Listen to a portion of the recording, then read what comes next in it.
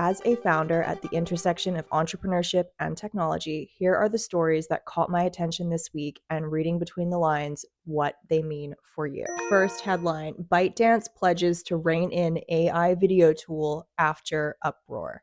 Dance 2.0 completely upset Hollywood last week when the ByteDance owned app produced several clips featuring Spider-Man and Deadpool that went just completely viral.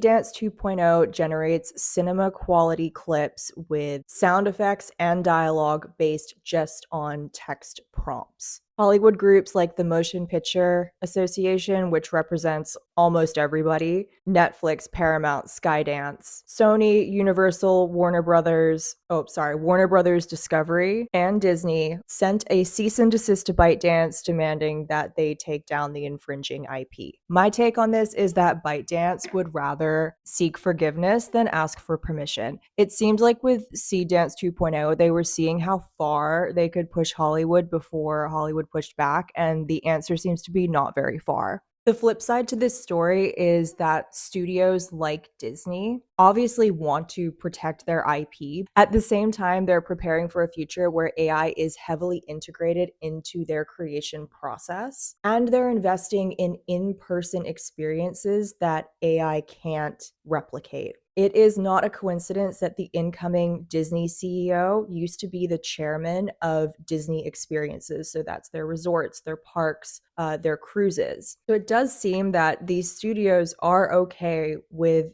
AI taking away creative jobs so long as they are in charge of the AI. And then we have the answer to America's battery supply chain problem is under a volcano in Nevada. This sounds like clickbait, but it is actually a real news story, I promise. So there is a giant lithium deposit under the McDermott caldera in Nevada, and it's back in the news this week. Lithium is a critical mineral that goes into batteries and electronic devices, everything from electric vehicles to radios, computers, and even weapons systems. And it's of critical importance to the US right now because they get most of their lithium supply from other countries like Australia, Chile, and China. Now, this does not sit well with the current administration. And on February 2nd, so just a couple days ago, that administration established Project Vault, which is a $10 billion, well, they call it a $10 billion strategic reserve designed to stockpile critical minerals and provide certainty for American manufacturers. While most of the talk this week has been around the discovery of this lithium deposit in Nevada, that's actually not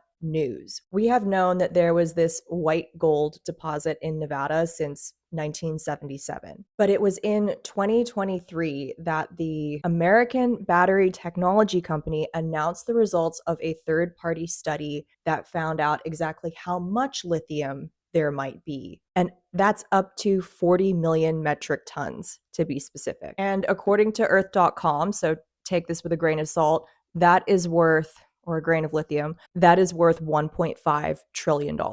Now, Lithium Americas, which is the company that is mining this deposit, announced the delivery of 100 prefabricated pipe modules to the processing facility that they're building in Nevada for assembly last week. And that announcement is what got the project back in the news cycle, that despite the environmental and regulatory challenges, work is progressing. And then we have Anthropic faces off with the Pentagon. Anthropic, who are the creators of the AI platform Claude, are in a standoff with the US government, and the tech world is watching to see who flinches first. So the Pentagon recently greenlit Claude for use on classified operations as part of a $200 million AI contract. And then Anthropic started looking into it a little bit more to see how their technology was being used. And they drew two lines in the sand. One, the government can't use the Claude AI model for surveillance of Americans. And two, it can't be used on any fully autonomous weapons systems. Now, that did not go over well with the Department of Defense, who responded by effectively threatening to blacklist Anthropic from government contracts and from any government contractor from using their product. That would be a huge hit to Anthropic.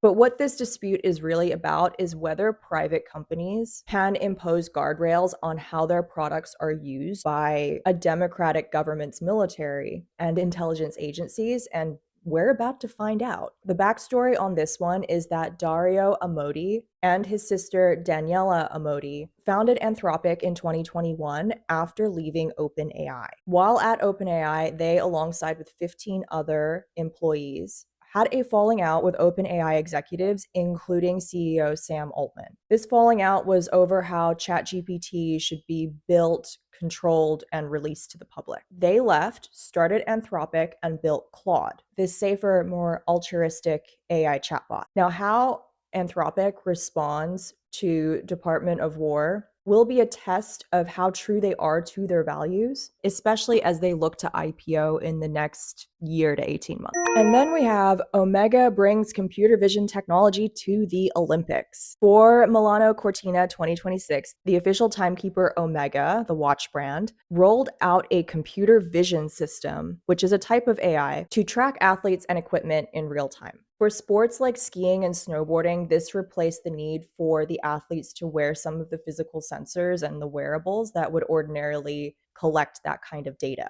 Multiple of these special cameras track the athletes through the events and then reconstruct the move or routine and then deliver metrics like takeoff speed, peak height, rotation count, landing stability. In figure skating, they look at blade angles, jump height, and rotations to give judges better objective data to support their scoring and help explain results to viewers. Our prediction is you can do a lot with this kind of granular level of data, from training feedback before the event to officiating and scoring to competitor research. Unlike the wearable sensor data, technically anyone with the video footage can run this computer vision analysis. Now, we deal with data rights all the time in tech, but data rights may soon become a sports term that you have to hear way too much about. And before you ask, yes, there are already companies out there offering this computer vision analysis as a service for both IRL sports and esports.